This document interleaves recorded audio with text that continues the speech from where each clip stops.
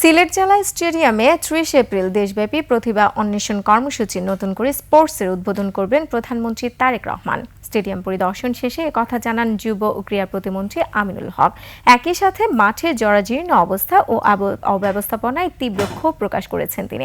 বিগত সরকারের আমলে দুর্নীতির কারণে স্টেডিয়ামটির এই দশা হয়েছে উল্লেখ করে অবিলম্বে স্টেডিয়াম সংস্কার করে খেলাধুলার উপযোগী করার জন্য সংশ্লিষ্ট কর্মকর্তা ও জেলা প্রশাসককে নির্দেশ দেন আমিনুল হক।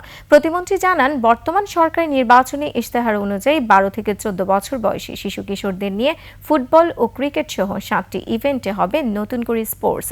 ৩০ এপ্রিল সিলেট সহ দেশের ৬৪টি জেলায় একযোগে এই কর্মসূচি শুরু হবে।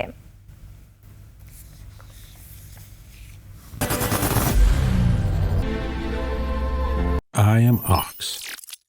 নতুন করে যে স্পোর্টস আগামী ৩০ এপ্রিল ইনশাআল্লাহ আমাদের সম্ভাব্য মাননীয় প্রধানমন্ত্রী তিনি উদ্বোধন করবেন। পাশাপাশি আপনারা সকলেই অবগত আছেন যে আগামী জাতীয় শিক্ষাবর্ষে আমরা ৪র্থ শ্রেণী থেকে খেলাধুলাকে বাধ্যতামূলক করতে যাচ্ছি এই ৭টি ইভেন্টকে দিয়ে। এইভাবে আমরা ইনশাআল্লাহ সারা বাংলাদেশে একটি ক্রীড়াঙ্গনের পরিবেশের মাধ্যমে, একটি ক্রীড়া বান্ধব পরিবেশের মাধ্যমে একটি সুস্থ জাতি এবং একটি মাদক মুক্ত সমাজ আমরা ইনশাআল্লাহ গড়ে তুলতে পারবো।